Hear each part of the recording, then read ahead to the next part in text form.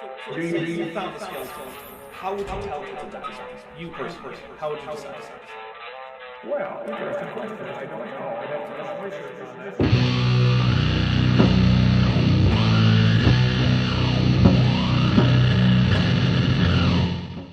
Hey there YouTube, the Dabber Dinosaur here. Today we're going to take a look at hydroplate theory, which of course is about as much a theory as flat earth theory or moon is cheese theory.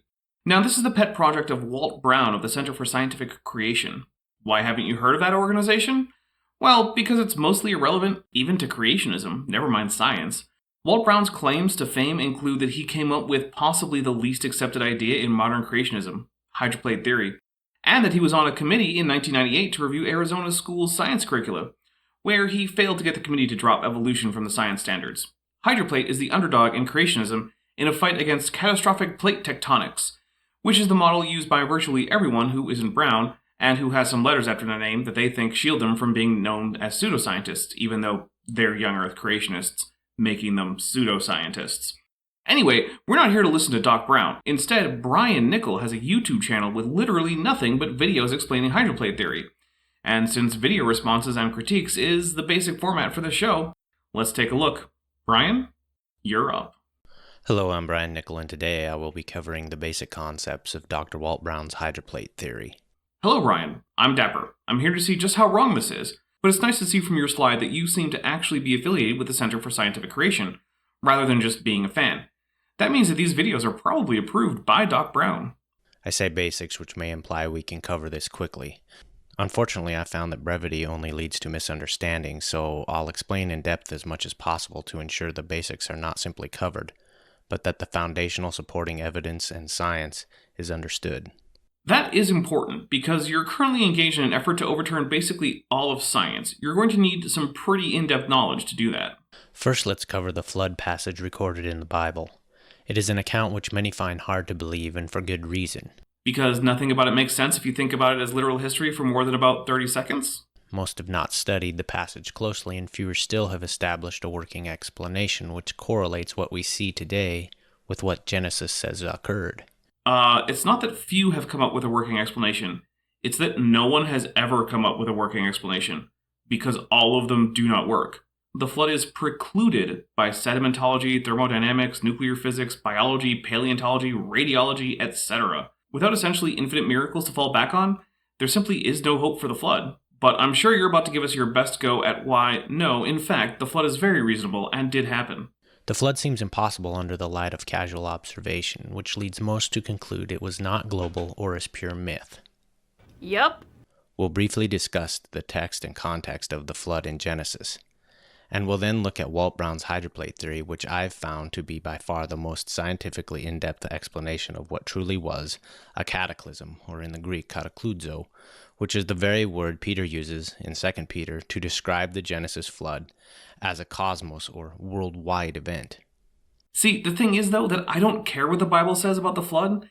It's the reason you believe in the flood, and fine, you can have whatever motive you want for believing what you believe, but the Bible is the source of the claim, not the evidence for it. If the Bible makes a claim according to you, but everything we know about the nature of reality and the history of the world says that the claim is false, then it's false. That's why stories like the flood, the Exodus, and the slaughter of the innocents are all false. They didn't happen because we know more than enough to say that they didn't. At least not as a literalist reading would have them. The account of the flood in Genesis chapter 6 to 9 brings up some difficult questions. Many struggle to answer these questions without deferring to miracles or concluding that the passage is not to be taken literally. These unsatisfactory answers lead to a certain ambivalence about the importance of this account. Many have concluded that the flood passage is of little value other than a spiritual nugget that following what God says may be a good idea. I mean, you'd think you could conclude far more about it than that. It's there to show how serious immorality is, and that left unchecked it can destroy the world, which I would say is probably true, and perhaps should be a warning about the morality of pumping greenhouse gases into the atmosphere, which affects everyone, including the innocent, and what should be done on a societal level about that, lest a different but also calamitous event take place. You could take life lessons like that from the flood account, or, you could vainly try to establish it as a literal fact and waste your life. Up to you, I guess. I hope this presentation can help show that the Genesis flood account actually fits modern scientific observation better than the evolution model. We'll see, but I wouldn't hold my breath if I were you. That we've been almost exclusively and sometimes dogmatically taught. Let's break that down a bit. We've been almost exclusively taught science. I'll presume you mean in science classrooms, and yes, that's what is to be expected. Now, you might say that you're on the cutting edge of science and that you're just about to overturn all we thought we knew, and hey, maybe you are. But until you do, it's not science and it doesn't belong in science classrooms.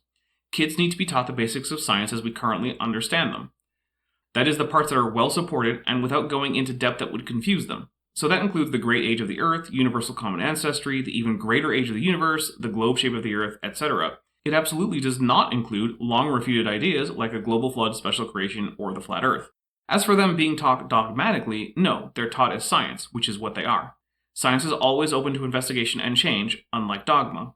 But you actually have to do the scientific work to change the consensus. If the hydroplate theory can show that Genesis gives a very real account of the flood based on scientific principles that matches our observations, then perhaps the rejection of the Bible's historical record should be reconsidered. Agreed, but that's a pretty big if, my friend. And if the Bible's history is in fact real, then a re-evaluation of who God is and our accountability to Him should take place as well. Maybe. That's up to my listeners on their own. I'm not here to tell them what religion to follow or reject. If correct, the hydroplate theory rewrites our scientific understanding of Earth, and therefore we'll spend most of our time focused on this first question. It is not easy to answer, and I find it requires time both to discuss and to digest. Many times questions have hidden assumptions. Notice this second question assumes that all the fountains of today, including Mount Everest, have always existed.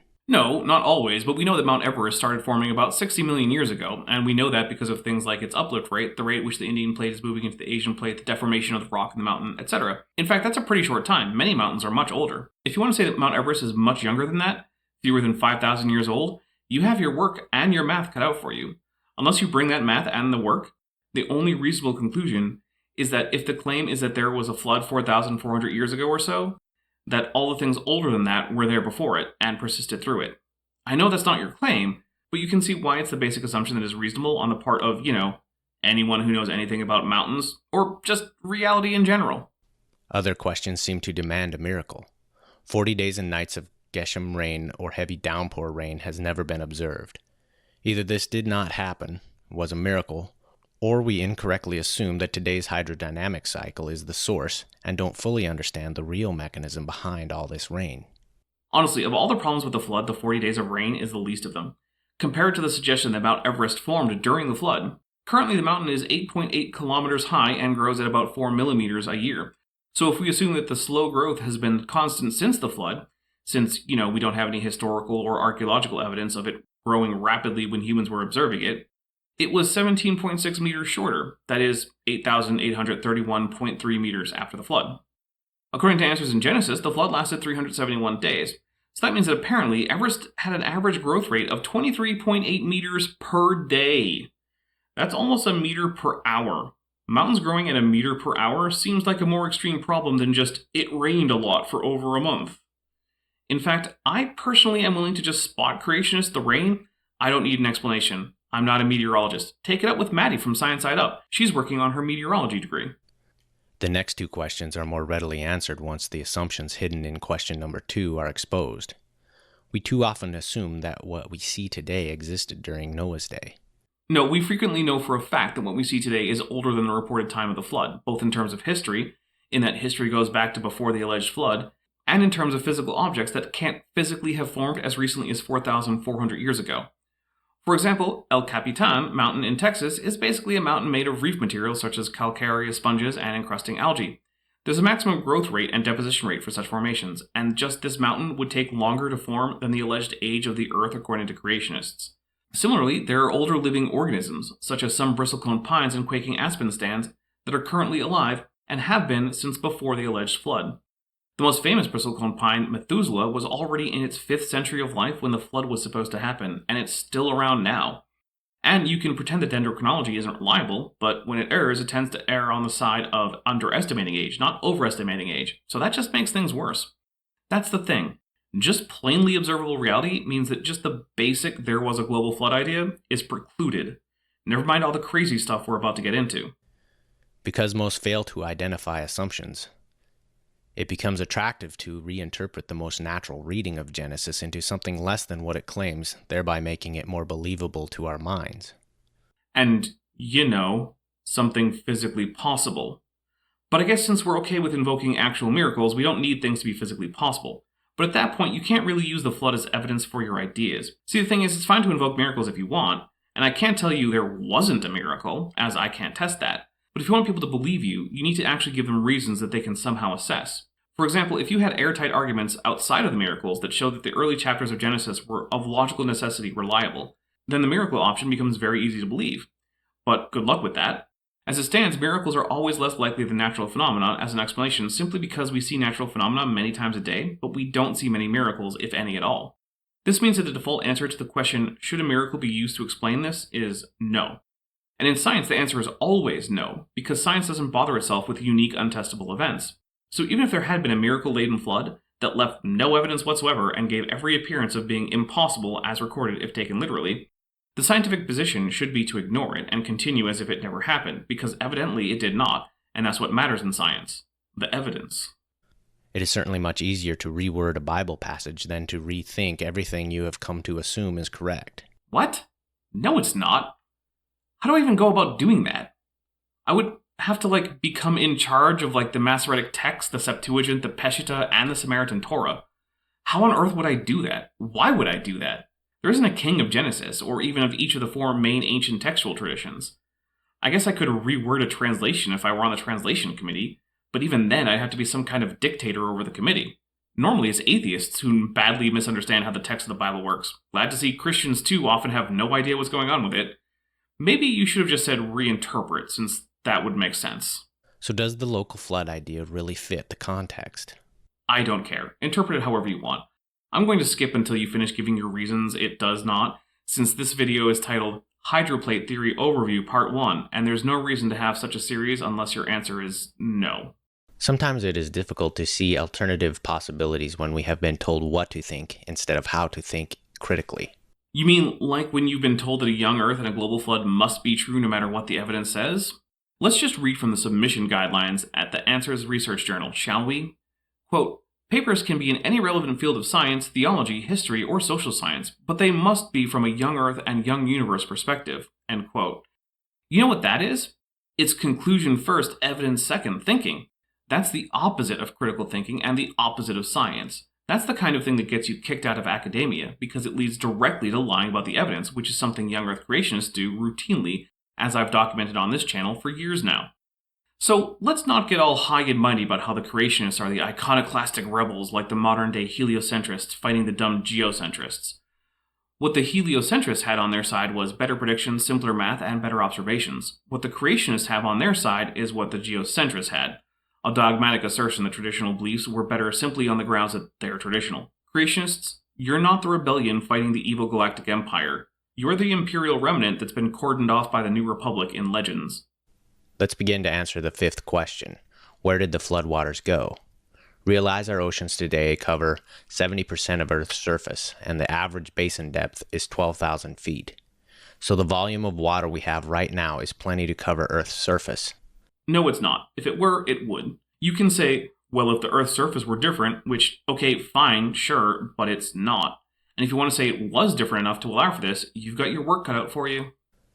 In fact, 10 times more water is on Earth's surface than there is land above sea level. Wait, what? Then shouldn't the Earth be 90% covered in ocean? What does that even mean? Are we doing some kind of volumetric comparison between the granitic crust of the continental plates and the volume of the water in the oceans? What is even being said right now? In fact, if the mountains and continents of Earth were bulldozed so Earth was flat, the volume of water in today's oceans would cover the entire Earth to a depth of approximately 9,000 feet. And if the moon were made of blue cheese, it would have 3,908,000,000 calories. Guess what? There's just as much reason to suspect that the moon is made of blue cheese as there is to suspect that the Earth was ever a smooth billiard ball. In fact, it's actually already much smoother than a billiard ball, so this would be a pretty extraordinary level of smoothness on a global scale. So while huge post-flood chains like the Andes, Rockies, Alps, and Himalayas did not exist, that's going to be a big ol' citation needed, my dude. The Andes are about 25 million years old, the Rockies are about 285 million years old, the Alps are about 65 million years old, and the Himalayas are about 45 million years old. that it would be convenient for you for these mountain ranges to be less than 5,000 years old isn't a reason to think that they are that young. And if you're going to just start with the assumption that that's the reasonable age estimate for all of them, even though they are actually vastly older and vastly different in age, you're just building this whole tower on a foundation of sand. And I wonder if some book has something to say about building a building on a foundation of sand. Maybe something along the lines of, "A foolish man built his house on the sand, and the rain fell and the floods came, and the winds blew and beat against that house, and it fell, and great was the fall of it." I don't know, that sounds pretty good. Smaller mountains up to 9,000 feet could have existed and have been easily covered during the flood. And I could have been carried to Jerusalem on the back of a winged horse with a human head. And when you ask me for a description of Jerusalem, I just say, well, it's got a lot of tall buildings, as if that's a good description. Did that happen? I don't know, Brian. You tell me. What do you think? Just making up convenient pre-flood conditions is post hoc thinking. You know you have to get to a flood 4,400 years ago or so you just work backwards to whatever starting conditions you think will work. That's not how science or good thinking works. You need to start with what is evident in nature and then build from there. Do you have evidence that 5,000 years ago all mountains were below 1.5 kilometers in height? Oh, you don't? Because if you did, you'd start with that rather than just saying if at the beginning of all your useless sentences? Right, I thought so. But you know who I'd believe got flown to Jerusalem on a horseman bird monster? My subscribers. So why not take a moment to subscribe with the button right below this video? So the problem is not that we don't know where the water from the flood went, because we can see it from any beach in the world right now. Understanding this then begins to answer question 4, where did all the water come from? Answering this will take much of our time. Explaining how the water ended up in today's ocean basins will take even more time, so we will have to be patient. It's hydroplate. We all know that the answer is the water came from underground, even though that's bonkers. But let's go. Let's see how we get there. Why do we assume that all the water on the surface now has always been on the surface? Well, first we don't. There is water that is dragged under the crust at subduction zones only to be released later by volcanic activity. There are underground rivers and lakes, etc. But those are fairly minor compared to the amount of water which is not under any rock. So why is that? Well, you see, at a basic level, the Earth is kind of like a density tower. In a broad sense, it's arranged roughly from the densest stuff in the middle to the lightest stuff on the outside. So the densest thing that makes up a large portion of Earth's mass is iron, and that's what the core is mostly made up of. The mantle is mostly silicates, which are less dense than iron, and the crust is also mostly silicates, but ones that have cooled. Above them is the even less dense water, and above that are the even less dense gases of the atmosphere. Now, on a human scale, this density tower-like structure doesn't really hold up, as on that scale, local forces can create inversions in this order. So one could be in an air-filled cavern under an underground lake, where there is air, then rock, then water, then rock, then air. Obviously, this isn't arranged by density, and things like volcanic eruptions, weathering of different rocks, etc. can create sedimentary formations over time where density does not decrease as you go up the rock column. But on a global scale, it remains the case that the Earth is more or less arranged by density. The globe cannot persist in some other arrangement, because even the tiniest instability would cause buoyancy to assert dominance and fix it. For example, if between the mantle and the crust were a thick layer of iron and metal, and the Earth had no core, then it would take essentially no time at all for that iron to start falling toward the middle to create that core. Similarly, if there were a worldwide subterranean ocean, then it would be under such tremendous pressure that any shifts in the rock, say from tidal forces, earthquakes, etc., would cause the water to immediately go out onto the surface and the caverns it was in to collapse. Earth simply cannot persist for any significant amount of time with global inversions in density like that. So since the contrary has huge physical problems, the only conclusion that's reasonable is that, by and large, the majority of Earth's liquid water has always been on the surface, minor exceptions notwithstanding. The problem is when we assume that everything we see now has always been that way. We don't have to assume that to come to the conclusions that the water on the surface has always been mostly on the surface. We have to assume that physics doesn't change willy-nilly through time. That's it.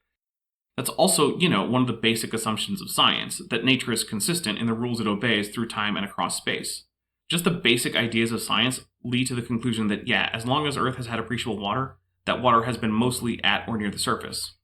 This fallback uniformitarian assumption is ingrained in our education system, but it is not always a correct assumption. Good thing I didn't make it then, isn't it? I'd encourage you to research the life work of Harlan Bretz for a small-scale example of what happens when too many assume they are right simply because popular opinion is so entrenched. Harlan Bretz was an American geologist working in the middle of the 20th century, who first proposed that the channeled scablands of eastern Washington state in the United States of America were the result of colossal floods. He did this in the 1920s when uniformitarianism was still dominant in geology, and had been for the past few decades. As a result, his ideas were initially rejected. However, by the 1950s, actualism had largely replaced uniformitarianism. Actualism is the idea in geology that rocks that are known to form gradually did so, but that we can also see catastrophic processes in the present and use them to infer when catastrophic processes in the past occurred to create the rocks and geomorphology that we see today. Essentially, it is the more realistic middle ground between both strict uniformitarianism and strict catastrophism. Modern geology acknowledges that both slow and steady and fast and chaotic processes happen, and it has ways to tell which kind of process formed what. By the 1950s, Brett's work from the 1920s was vindicated. But guess what, creationists? Pointing to a scientist whose work took decades to be recognized doesn't actually make you right. It's true that on its own, rejection by the current scientific world doesn't make you wrong, but you still have to actually, demonstrate why you're right, and unlike Brett's, who used rigorous observation, mathematics, and theoretical work, creationists usually just lie and get basic logic wrong. So let's see if you do better, Brian.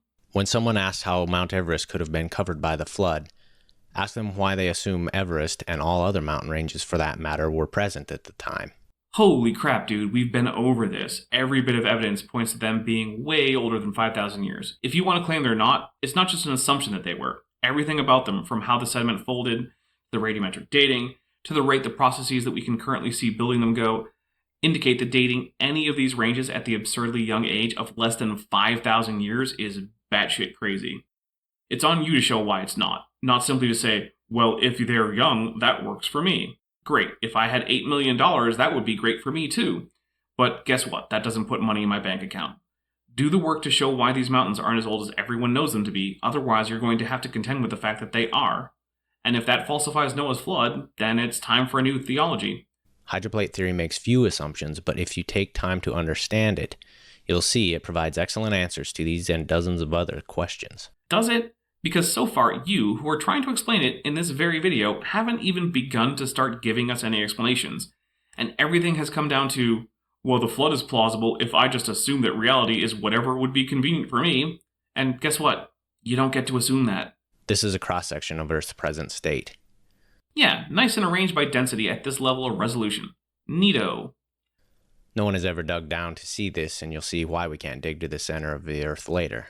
However, we know this layout exists by timing seismic waves from earthquakes as they travel through the Earth. Sound travels at different speeds through solid materials than liquids, and this is the rough picture of what is down there.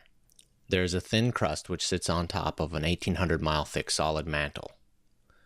Then there is a very dense molten outer core that surrounds the mostly iron-nickel inner core. Well, the mantle is kind of solid, but it also flows. It has a viscosity that is extremely high, and if you could hold a chunk of it without burning your hands off, it would essentially be solid. But still, it does flow, just very slowly. That's how plate tectonics works. The liquid of the outer core is twice the density of the rocky mantle. Hey, just what you'd expect if the Earth were basically arranged by density. Zooming in on a cross-section of the surface near the edge of a continent, we would see the following. Continents are made primarily of granitic materials. The granite continents rest on the mantle. The Mohorovicic discontinuity, or MOHO, is a boundary line between the crust and the mantle. Seismic waves travel much faster below the MOHO than above, for reasons that we will soon discover. I'm impressed. You're getting stuff right. And finally, perhaps laying the groundwork for your ideas, rather than just whining that people make assumptions and that science is a mean poopy head. Most of the surface of all continents are covered with sedimentary rock that averages about a mile thick. Sedimentary rocks are made up of finely ground bits of crystalline rock, like granite or basalt, that have been cemented together by a cementing agent like calcium carbonate. For example, sandstone and limestone are sedimentary rocks. Metamorphic rocks occur when sedimentary or crystalline rock is greatly compressed and heated. For example, marble and diamond are metamorphic rock. The two most prominent surface rocks are basalt and granite. The floors of the ocean basins are primarily lined with basalts, which are igneous, meaning formed from a melt state. Yep, and it's also why the oceanic plates sit lower in the mantle. Basalt is more dense than granite. We know basalts are igneous because we see them being produced in nature and can replicate basalts from a melt in a lab. I mean, yeah, but also, even if we couldn't, we could tell because they're composed of largely undistorted crystals that are in place and there's no cementing agent like in a sedimentary rock. We don't actually have to watch rock form to have a good idea of the basic type of rock we have. If you've got a rock that's made of various crystals and those crystals don't show signs of warping or significant heating since formation, you've got an igneous rock. If there is warping and subsequent heating, you've got a metamorphic rock. And if you've got, rather than in situ crystals, a bunch of grains held together by a cementing agent, You've got sedimentary rock. This isn't exactly the most complex part of geology. Continents are primarily granites, which are slightly less dense than basalts. Contrary to what is commonly assumed, granite does not appear to be igneous, meaning formally melted. Other than because it would be convenient for you, why would that be? It's an entirely crystalline rock, which is, kind of what you get when you have an igneous rock. What about granite isn't well explained by an igneous origin? Rather than being igneous, granite would be better termed as an enigma. Sounds pretty igneous to me, since the way that igneous rocks form is that magma or lava cools and crystals form as various solid materials come out of solution and form into regular crystal matrices, each of which then grows until it meets other crystals, at which point there is an interface. That's what we're seeing in granite. Granite is made of very large crystals of quartz, feldspar, hornblende, and mica. Yep, but if they're in a solution that starts hotter than the melting point of the one with the highest melting point, and then it cools to lower than the melting point of the one with the lowest melting point, I'm not seeing a problem. These materials have differing densities and melting points. Well, good to see that you actually do know how density in liquid works there, Brian. Unfortunately for you, there are some effects working against you, such as the fact that the silicon magma that forms granite is so viscous that over the time frame it takes to cool granite, the heavier members of the granite, such as mica, don't have time to move significantly. Imagine if you had a vinaigrette. If you leave it in a jar on the table, you'll notice that the vinegar and the oil separate out, with the oil rising to the top, and the heavier vinegar and water solution going to the bottom. But if you shake this up, it'll stay mixed for a few seconds. But let's say that you mix up the vinaigrette thoroughly and then proceed to plunge it into liquid nitrogen. The vinaigrette will solidify in a way that defies the normal density sorting. Now, this is an extremely fast process, but the principle is similar. If the cooling is too rapid for the heavy elements to settle to the bottom, then they won't. And this doesn't actually have to be very fast if the magma in question is very viscous. Also, not all granite is in fact igneous. Some of it is formed by hydrothermal alteration of other minerals, but it is observably distinct, and this cannot be extended to all granites. I'm not sure if you're going to talk about that, but I figured I'd head it off at a pass, in case you decide to.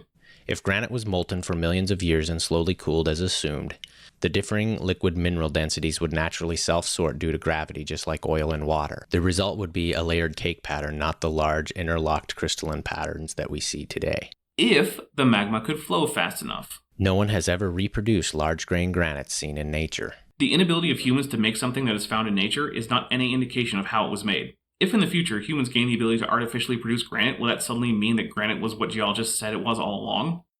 Humans can't make tornadoes either.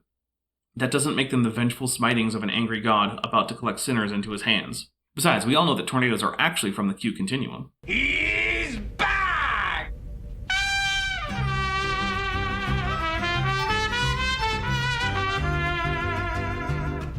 The end product both in the lab and in nature when a granite is melted and resolidified is a plain igneous rock called rhyolite. Well, of course, rhyolite is what happens when rather than forming intrusively under the ground inside other rocks, the same silica-rich magma that could form granite instead forms on the surface as an extrusive rock. That means it cools much more rapidly, as can be seen with the much smaller crystal size. If you melt granite in a lab and then cool it over the course of like a few hours, of course it won't form granite again. It needs to cool at a rate slow enough for the large crystals to form. But that's going to be longer than you can use the lab for, so no luck. This is like saying that because letting ice cream melt and then sticking it back in the freezer doesn't result in the same ice cream that you took out of the freezer in the first place, that therefore there's no explanation for how ice cream forms in the first place. Nature isn't as simple as anything that freezes, melts, and freezes again will be structurally identical in both instances of the solid phase. Freezing rates matter. You might know that if you ever tried to make clear bubble-free ice. You can't do it too fast or all the bubbles will form all over the place. You have to freeze the water slowly so the bubbles can concentrate at the top. I don't know what to tell you, Brian, but rocks are complicated, and that fact still doesn't mean that you can dismiss the igneous nature of the vast majority of granites. Which has tiny crystal grains like igneous basalts do. Ah yes, basalt, another extrusive igneous rock. Now, since granite is an intrusive rock, I'm not sure why this matters. Fun fact, when you melt intrusive igneous rocks and then cool them rapidly here on the surface of the planet, they turn into the extrusive version of that rock. You know what happens when basaltic magma cools more slowly underground? You don't get basalt. You get diabase, which, like granite, has larger crystals. And you know what happens if you melt some diabase and cool it off at the surface of the Earth? You get basalt. Because of course you do. The borders and edges of continents taper and are beveled. The continents generally thin and taper out under the ocean's surface, forming the continental shelf, which runs out under the water between 300 and 600 feet deep. I guess we're changing topic, But to wrap that up, no, granite isn't magical. The true edge of the continent then rapidly drops off in a bevel shape to an ocean depth averaging 12,000 feet, forming the continental slope. Notice that the thinned continental shelf connects the continents. If ocean levels were several hundred feet lower, you could almost walk from Southeast Asia to Australia and from Siberia to Alaska. No, there are deep areas that would stop you walking from Australia to Asia, which goes a long way to explaining why basically only humans and dogs ever managed to get from Asia to Australia or vice versa until after Europeans started mucking about. Despite, multiple ice ages that did in fact drop water levels such that Asia and North America were connected.